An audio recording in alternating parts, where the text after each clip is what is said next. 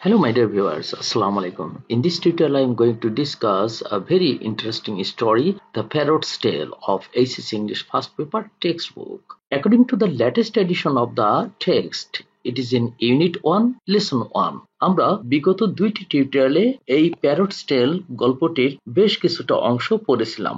আজকে আমরা তৃতীয় টিউটোরিয়ালটি ঠিক এখান থেকে শুরু করব। তাহলে আমরা শুরু করি। দেখুন, The world is short of many things, but not detractors. দেখুন, এখানে নতুন শব্দের মধ্যে রয়েছে ডিট্রাক্টর। এটা সিঙ্গুলার, ডিট্রাক্টরস হচ্ছে প্লুরাল। এটার অর্থ হচ্ছে আপত্তিকর অথবা নিন্দুক। তার মানে আমাদের সেন্টেন্সটির অর্থ দাঁড়াচ্ছে ঠিক এইরকম: জগতে অন্য কিছুর অভাব থাকলেও নিন্দুকের অভাব নেই, অর্থাৎ যথেষ্ট পরিমাণে নিন্দুক রয়েছে। They said, the case looks better, no doubt, but has anyone taken notice of the bird? তারা বলল, খাঁচাটির উন্নতি হচ্ছে এতে সন্দেহ নেই, কিন্তু পাখিটার খবর রাখে কে? This was reported to the king. এটা রাজাকে রিপোর্ট করা হলো, তার মানে হচ্ছে এটা রাজার কানে গেল। He said to a nephew, what is this I hear? তিনি ভাগ্নেকে ডেকে বললেন, ভাগ্নে, এ কি কথা শুনি?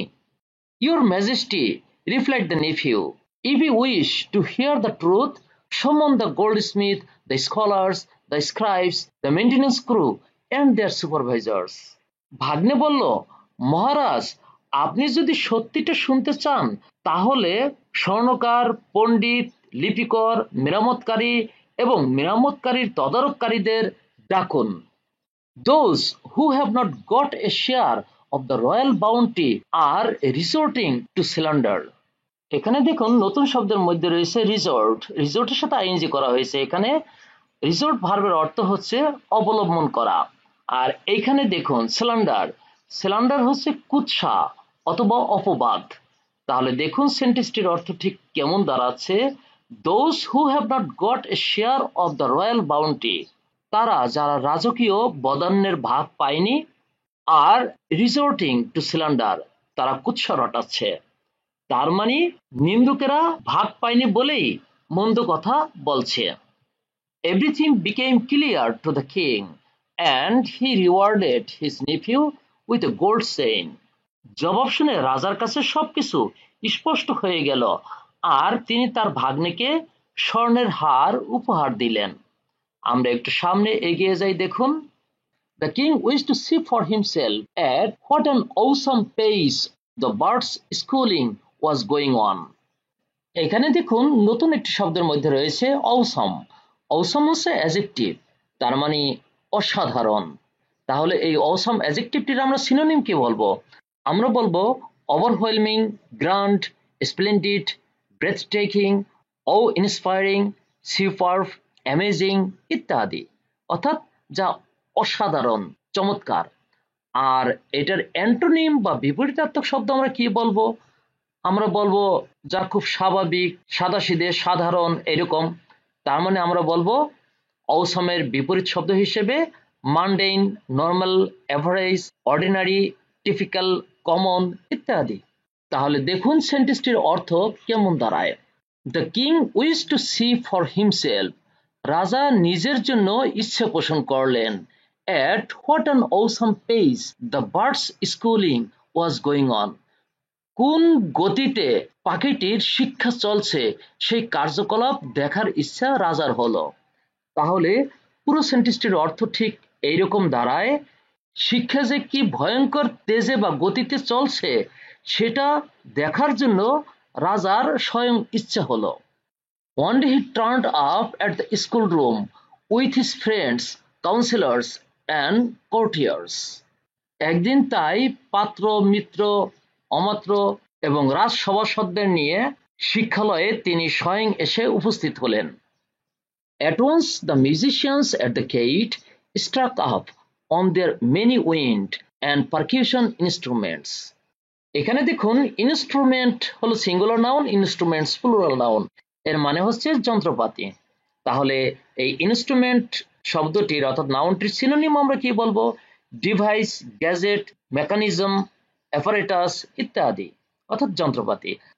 আর এখানে একটি শব্দ রয়েছে পারকাশন। পারকাশন হচ্ছে সংঘর্ষ অথবা আঘাত।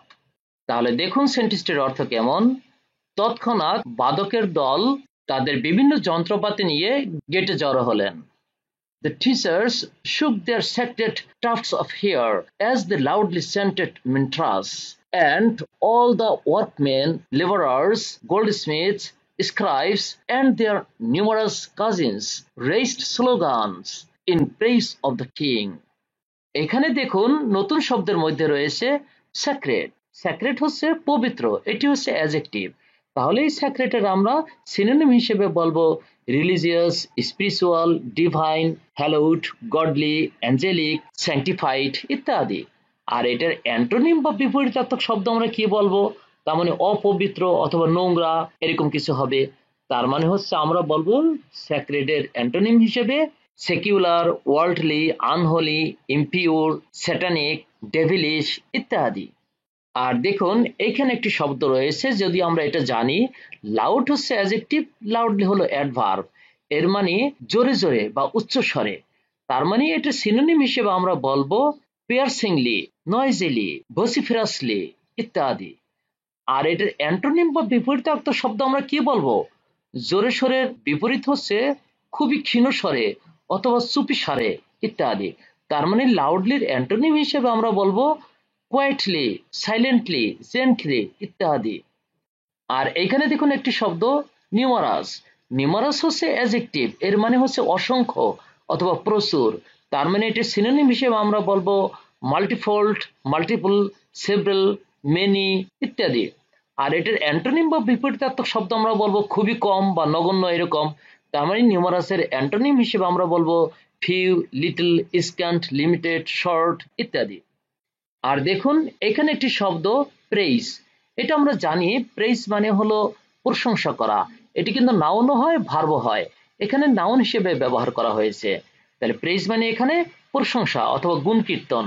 তার মানে এই প্রেইজের সিনোনিম হিসেবে আমরা বলবো appreciation, admiration, gratitude, compliment, extolment, exclamation ইত্যাদি। আর এটার অ্যান্টোনিম বা বিপরীতার্থক শব্দ আমরা কি বলবো? প্রশংসার বিপরীত হলো কি? নিন্দামন্দ গাওয়া এরকম কিছু হবে, অথবা খারাপ কিছু বলা ইত্যাদি। তার মানে প্রেইজের অ্যান্টোনিম হবে হচ্ছে কন্টেম্পট, হ্যাট্রেট, ব্লেম, ক্রিটিসিজম, ডিসরিগার্ড ইত্যাদি। এখানে দেখুন আরেকটি শব্দ ম্যান্ট্রাস। ম্যান্ট্রাস হচ্ছে মন্ত্র। তাহলে দেখুন সেন্টেন্সটির অর্থ কেমন, আমরা ভেঙে ভেঙে অর্থ করার চেষ্টা করি। The teachers shook their sacred tuft of hair as they loudly chanted mantras. পণ্ডিতেরা অথবা শিক্ষকগণ তাদের গলা ছেড়ে টিকি নাড়িয়ে মন্ত্র পাঠে লাগলেন। And all the workmen, laborers, goldsmiths, scribes, and their numerous cousins raised slogans. এবং সকল কর্মী, স্বর্ণকার, লিপিকার এবং অসংখ্য পিস্তুত, খুঁড়তুত এবং মাসতুত ভাইয়েরা তাদের জয়ধ্বনি তুললেন। কি ব্যাপারে? In praise of the king, রাজার প্রশংসা করার জয়ধ্বনি তুললেন। তার মানে পুরো সেন্টেন্সটির অর্থ দাঁড়ায় ঠিক এইরকম। দেখুন, পণ্ডিতেরা অথবা শিক্ষকেরা গলা ছেড়ে টিকি নাড়িয়ে মন্ত্র পাঠে লেগে পড়লেন। মিস্ত্রি, মজুর, শেকরা, লিপিকর, তদারক নবিশ এবং মামতে পিষ্টিত, খুঁড়তুত এবং মাস্তুত ভাইয়েরা রাজার প্রশংসা গেয়ে জয়ধ্বনি তুললেন। আমরা সামনে এগিয়ে যাই। দেখুন, a nephew commented, your majesty can see how things are going on. ভাগ্নে মন্তব্য করলেন বা বললেন, মহারাজ কাজটা কেমন দেখতেছেন? Astonishing, replied the king, the din isn't negligible. এখানে দেখুন নতুন শব্দের মধ্যে রয়েছে অ্যাস্টোনিশিং। অ্যাস্টোনিশ ভার্ব থেকে অ্যাস্টোনিশিং আইএনজি করা হয়েছে। অ্যাস্টোনিশ ভার্বের অর্থ হচ্ছে বিস্ময় প্রকাশ করা অথবা আশ্চর্য হওয়া। আর অ্যাস্টোনিশিং অর্থ হচ্ছে বিস্ময়কর অথবা আশ্চর্যজনক। এটা হলো অ্যাডজেক্টিভ। তাহলে এই অ্যাস্টোনিশিং এর সিনোনিম আমরা কি বলতে পারি? Amazing, astounding, surprising, impressive, wonderful, startling, miraculous, mind blowing, marvellous ইত্যাদি। আর এটার অ্যান্টোনিম বা বিপরীতার্থক শব্দ আমরা কি বলবো? তার মানে যেটাতে কোনো বিস্ময় প্রকাশ করা হয় না, অর্থাৎ খুব সিম্পল, অর্ডিনারি, নগণ্য এরকম কোনো কিছু। তাহলে আমরা অ্যাস্টোনিশিং এর অ্যান্টোনিম হিসেবে বলবো predictable, simple, ordinary, average, unremarkable, boring, expected, normal, unexceptional ইত্যাদি। এখানে যে শব্দটি রয়েছে নেগলিজেবল, এটা হচ্ছে অ্যাডজেক্টিভ, এর মানে হচ্ছে সামান্য বা নগণ্য অথবা ইগনোর করার মতো এরকম। তাহলে দেখুন সেন্টেন্সটির অর্থ কি। মহারাজ বললেন, আশ্চর্য, কম শব্দ নয়। ডিন হচ্ছে শব্দ বা বাসল, তার মানে কম শব্দ নয়, মানে যা হচ্ছে তা বেশ হচ্ছে এই অর্থে। Not only the noise, said the nephew, the meaning behind it isn't negligible either. ভাগ্নে বলল, শুধু শব্দ নয়, পিছনে অর্থ কম নাই কিন্তু। The king was pleased and walked out the gate to mount his elephant when one of the fault finders, who had been lurking behind bushes, shouted, "Have you seen the bird, your majesty?" দেখুন এখানে নতুন শব্দের মধ্যে রয়েছে pleased. যদিও আমরা শব্দটি জানি প্লিজ হচ্ছে সন্তুষ্ট করা, এটা হলো ভার্ব, আর এখানে প্লিজড ভার্বের পাস্ট পার্টিসিপল করা হয়েছে, তার মানে এটা হলো অ্যাডজেক্টিভ। এই প্লিজড মানে হচ্ছে তৃপ্ত অথবা সন্তুষ্ট অথবা খুশি, তার মানে এই প্লিজডের সিনোনিম আমরা বলবো satisfied, happy, content, delighted, glad, contented ইত্যাদি। আর এটার অ্যান্টোনিম বা বিপরীতার্থ শব্দ আমরা কি বলবো? অখুশি অথবা অতৃপ্ত অথবা বেজার এরকম হবে। তাহলে প্লিজডের অ্যান্টোনিম হিসেবে আমরা বলবো ডিসস্যাটিসফাইড, আনহ্যাপি, স্যাড, গ্লুমি ইত্যাদি। দেখুন তাহলে সেন্টেন্সটির অর্থ কেমন দাঁড়ায়। রাজা খুশি হয়ে দেউরি পার হয়ে যেই হাতিতে উঠবেন, ঠিক সেই সময় একজন নিন্দুক ঝোপের আড়াল থেকে গা ঢাকা দিয়ে বলে উঠলেন, মহারাজ, পাখিটাকে কি দেখেছেন? The king was স্টার্টলড। স্টার্টল হচ্ছে আশ্চর্য হওয়া অথবা চমকে ওঠা, এটি কিন্তু ভার্বের পাস্ট পার্টিসিপল ফর্মে আছে, তার মানে চমকিত। তাহলে দেখুন সেন্টেন্সটির অর্থ কি। দ্য কিং ওয়াজ স্টার্টলড, রাজা চমকে উঠলেন। He said, তিনি বললেন, There, I had forgotten about it. We have not seen the bird. হায় হায়, আমি ভুলে গিয়েছিলাম এটা সম্বন্ধে, পাখিটাকে তো দেখা হয়নি। He went back and said to the teacher, We must see the manner in which you conduct the lessons. তিনি ফিরে এসে পণ্ডিতকে বললেন, পাখিটাকে তোমরা কেমন শেখাও তার কায়দাটা দেখা চাই। আমরা একটু সামনে এগিয়ে যাই, দেখুন। আর ডেমনস্ট্রেশন ফলোড। ডেমনস্ট্রেশন হচ্ছে দেখানো বা প্রদর্শন, তাহলে আর ডেমনস্ট্রেশন ফলোড, প্রদর্শন করা হলো মানে দেখা হলো। It pleased the king no end, এটা রাজাকে যথেষ্ট খুশি করলো। The manner was so advanced that the bird was hardly visible. এখানে দেখুন নতুন শব্দের মধ্যে রয়েছে অ্যাডভান্স।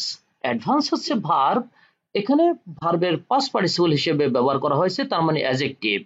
এই অ্যাডভান্সড অ্যাডজেক্টিভটির অর্থ হচ্ছে উন্নত, তার মানে এটা সিনোনিম হিসেবে আমরা বলবো superior, higher, sophisticated, refined, improved, developed, ameliorated ইত্যাদি। আর এটার অ্যান্টোনিম বা বিপরীতার্থক শব্দ আমরা কি বলবো? অনুন্নত অথবা কম মানের এরকম হবে, তার মানে আমরা অ্যাডভান্সড এর অ্যান্টোনিম হিসেবে বলবো ব্যাকওয়ার্ড, অবসোলিট, প্রিমিটিভ, অ্যান্টিডিলুভিয়ান, অ্যান্টিকুয়েটেড ইত্যাদি। আর দেখুন হার্ডলি, এটার মানে হচ্ছে কদাচিৎ, এটি হলো একটা অ্যাডভার্ব, এটা নেগেটিভ অর্থেই ব্যবহার করা হয়। আর এখানে রয়েছে ভিজিবল। ভিজিবল অর্থ হচ্ছে দৃশ্যমান, এটা হলো অ্যাডজেক্টিভ, তার মানে এই ভিজিবলের সিনোনিম হিসেবে আমরা বলবো নোটিসেবল, অবজারভেবল, পারসিপ্টেবল, এভিডেন্ট, ডিটেক্টেবল ইত্যাদি। আর এটার অ্যান্টোনিম বা বিপরীতার্থক শব্দ আমরা কি বলবো? অদৃশ্যমান এরকম হবে, তার মানে ইনভিজিবল, আনসিন, হিডেন, ইম্পারসেপ্টেবল ইত্যাদি। তাহলে দেখুন সেন্টেন্সটির অর্থ কেমন দাঁড়ায়। কায়দাটা পাখিটার চেয়ে এতটা বেশি বড় যে পাখিটাকে তেমন দেখাই যায় না। It seemed not at all necessary to see the bird. এটা মনে হচ্ছিল যে পাখিটাকে দেখার তেমন দরকারই নেই, অর্থাৎ কায়দাটাই বেশি বড়, যে কায়দাটা পাখিটাকে শেখানো হবে। তারপরে দেখুন, the king was satisfied that there was no flaw in the arrangements. এখানে দেখুন স্যাটিসফাই ভার্ব থেকে স্যাটিসফাইড ভার্বের পাস্ট পার্টিসিপল করা হয়েছে, তার মানে অ্যাডজেক্টিভ, এর মানে হচ্ছে সন্তুষ্ট। তাহলে স্যাটিসফাইড এই সন্তুষ্ট অ্যাডজেক্টিভটির আমরা সিনোনিম কি বলবো? প্লিজড অথবা হ্যাপি অথবা গ্ল্যাড অথবা কন্টেন্ট অথবা ডিলাইটেড অথবা কন্টেন্টেড ইত্যাদি। আর এটার অ্যান্টোনিম হিসেবে আমরা বলবো ডিসস্যাটিসফাইড অথবা আনহ্যাপি অথবা স্যাড অথবা গ্লুমি ইত্যাদি। তাহলে দেখুন সেন্টেন্সটির অর্থ কেমন। দ্য কিং ওয়াজ স্যাটিসফাইড, রাজা সন্তুষ্ট হলেন, that there was no flow in the arrangement, আয়োজনের দিক দিয়ে কোনো ঘাটতি নেই বা কমতি নেই। তার মানে পুরো সেন্টেন্সটির অর্থ এমন, রাজা আয়োজনের ঘাটতি বা কমতি নেই দেখে খুব সন্তুষ্ট হলেন। Inside the case there was neither any grain nor a drop of water. খাঁচার মধ্যে দানাও নেই, নেই কোনো পানি। Only reams of text were being torn and the pieces of paper thrust into the bird's mouth with the point of a quill. শুধু রাশি রাশি পুঁথি হতে রাশি রাশি পাতা ছিঁড়ে কলমের ডগা দিয়ে পাখির মুখের মধ্যে ঠাসা হচ্ছে। এই থ্রাস্ট ইনটু হচ্ছে ঠেসে ঠেসে ঢুকিয়ে দেয়া, তার মানে পাখির মুখের মধ্যে ওই পেজের পর পেজ বিদ্যা ঠাসা হচ্ছে বা ঢুকিয়ে দেওয়া হচ্ছে। Not only had the singing stopped, there wasn't even scope for screeching. Screech হচ্ছে চিৎকার করা বা চেঁচামেচি করা, এখানে ভার্বের সাথে আইএনজি করা হয়েছে। তাহলে দেখুন পাখিটা তো গান বন্ধ করছেই, অর্থাৎ গান তো গাচ্ছেই না, বরং এটা চেঁচামেচি যে করবে সেই ফুসরত নেই, মানে সেই সুযোগও নেই। ইট ওয়াজ থ্রিলিং টু ওয়াচ, এখানে নতুন শব্দের মধ্যে রয়েছে থ্রিলিং। থ্রিল ভার্ব থেকে আইএনজি করে অ্যাডজেক্টিভ বানানো হয়েছে। থ্রিলিং মানে হচ্ছে রোমাঞ্চকর, তার মানে থ্রিলিং অ্যাডজেক্টিভটির সিনোনিম হিসেবে আমরা বলতে পারি exhilarating, exciting, rousing, stimulating, gripping, awesome, sensational, enchanting ইত্যাদি। আর এটার অ্যান্টোনিম বা বিপরীতার্থক শব্দ আমরা কি বলবো? রোমাঞ্চকরের বিপরীত হচ্ছে আমরা বলবো ডিসকারেজিং, ডিপ্রেসিং, আপসেটিং, ডিসস্পিরিটিং, ডিসঅ্যাপয়েন্টিং ইত্যাদি। ইট ওয়াজ থ্রিলিং টু ওয়াচ, এটা দেখলে রোমাঞ্চকর মনে হয়। The time, as the king mounted the elephant, he ordered the officer entrusted with twisting the ears of mischief makers to deal with the fault finder. এবার রাজা যখন হাতিতে চড়লেন ঠিক তখন কানমলা সর্দারকে বলে দিলেন নিন্দুকের যেন আচ্ছা করে কানমলে দেওয়া হয়। আমরা আজকের টিউটোরিয়ালটা এখানে শেষ করলাম, পরবর্তী টিউটোরিয়াল আমরা এই অংশ থেকে শুরু করব। সে পর্যন্ত সবাই ভালো থাকবেন, সুস্থ থাকবেন, আল্লাহ হাফেজ। এভাবে পড়াশোনা সংক্রান্ত নিত্য নতুন টিউটোরিয়াল পেতে আমাদের সাথেই থাকুন। ধন্যবাদ সবাইকে।